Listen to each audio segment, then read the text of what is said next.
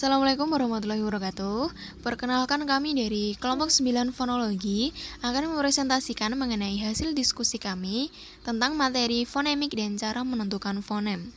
Sebelum itu, saya akan menyebutkan bagian masing-masing dari kami untuk menjelaskan, yaitu Nafisatul Khairiyah yang akan menjelaskan mengenai fonem dan grafem, kemudian ada Isna Fardianawati yang akan menjelaskan mengenai fonemik, ada Asih Kusumawati yang akan menjelaskan mengenai cara menentukan fonem, dan yang terakhir ada Agustin Lilawati yang akan menjelaskan mengenai premis-premis hipotesis kerja dalam menentukan fonem. Pengertian fonemik menurut para ahli.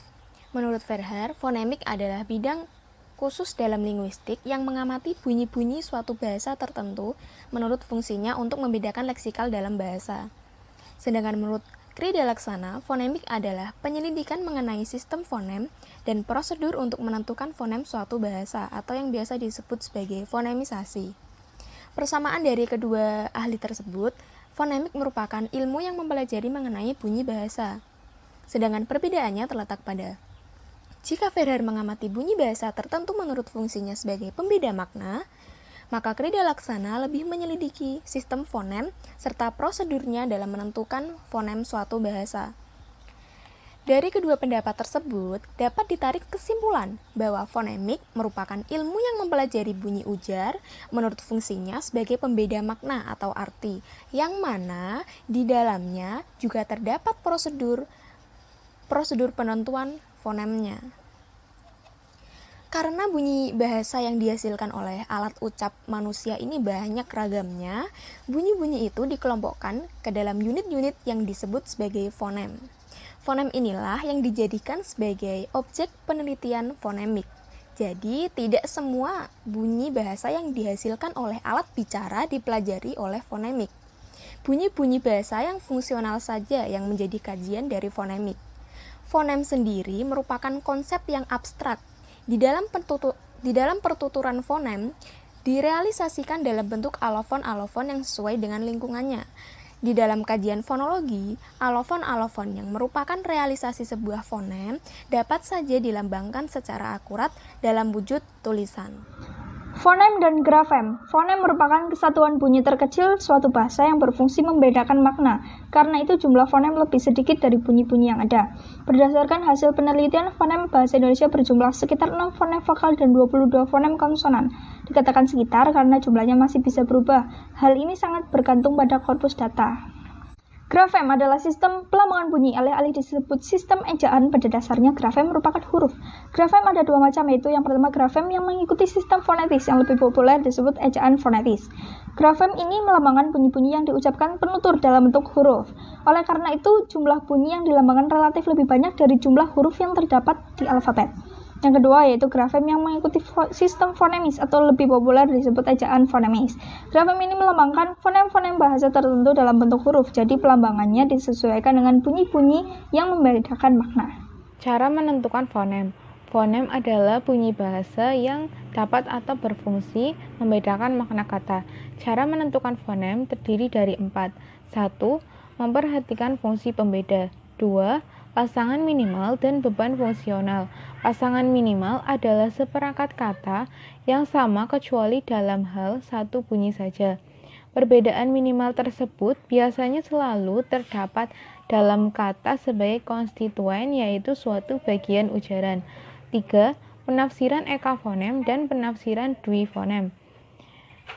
Kedua macam penafsiran dalam fonologi masing-masing disebut penafsiran ekafonem dan penafsiran dwifonem. 4. Dengan memperhatikan variasi alotonemis. Alofon adalah wujud sama seperti variasi bunyi. Contoh bunyi I punya variasi I kecil dan I besar. Alofon yang mana dipilih ditentukan oleh lingkungan alofon tersebut. Variasi alofonemis termasuk fonologi karena menyangkut kemungkinan konkret terwujudnya pengucapan dari sesuatu fonem. Premis-premis hipotesis kerja. Premis-premis adalah ilmu-ilmu fonem didasarkan pula pada pokok pikiran yang umum. Premis ini tiada lain adalah pernyataan-pernyataan secara umum tentang sifat-sifat bunyi bahasa. Pengaruh bunyi yang satu kepada yang lain lingkungannya, dan hal ini merupakan sifat atau ciri bunyi bahasa seluruh dunia.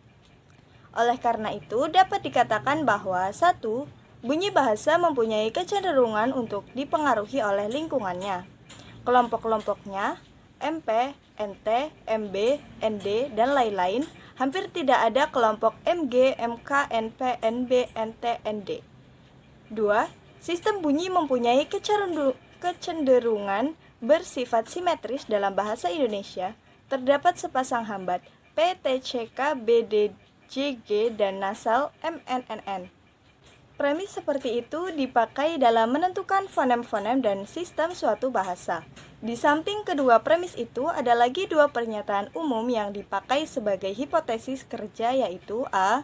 Bunyi-bunyi bahasa yang secara fonetis mirip harus digolongkan ke dalam kelas-kelas bunyi atau fonem-fonem yang berbeda, apalagi terdapat pertentangan di dalam lingkungan yang sama mirip. Cara yang mudah untuk menerapkan hipotesis kerja itu ialah dengan mencari apa yang menjadi pasangan minimal. B. Bunyi-bunyi yang mirip dan terdapat di dalam distribusi yang komplementer harus dimasukkan fonem yang sama. Ada kalanya distribusi komplementer itu hanyalah sebagian saja. Yang pertama pada awal, tengah, dan akhir kata. Sedang yang kedua pada tengah dan akhir, sehingga tidak komplementer sepenuhnya, melainkan sebagian saja. Dalam keadaan begini, biasanya distribusi semacam itu dianggap tidak komplementer. Fonem-fonem suprasegmental sama saja cara menyelidikannya, yaitu dengan menggunakan premis-premis serta hipotesis-hipotesis. Untuk menunjukkan bahwa tekanan dan panjang di dalam bahasa ini tidaklah menjadi pembeda yang rangkap, melainkan berdiri sendiri. Tekanan dan panjang memang mungkin merupakan pembeda rangkap, yaitu apabila keduanya bersama-sama membedakan pengertian yang sama. Jeda bisa merupakan suatu ciri pembeda, sehingga dapat dikatakan bahwa jeda itu bisa suatu hal universal. Dan jeda juga dibagi menjadi dua, jeda dalam dan jeda luar. Demi gampangnya analisa intonasi, maka para ahli fonetik dan fonologi memakai istilah seperti nada tinggi atau high, rendah atau low, sedang atau rate, atau tinggi rendahnya dibedakan menurut angka saja. Tingginya yang tepat hanya dapat ditentukan dalam laboratorium fonetik saja.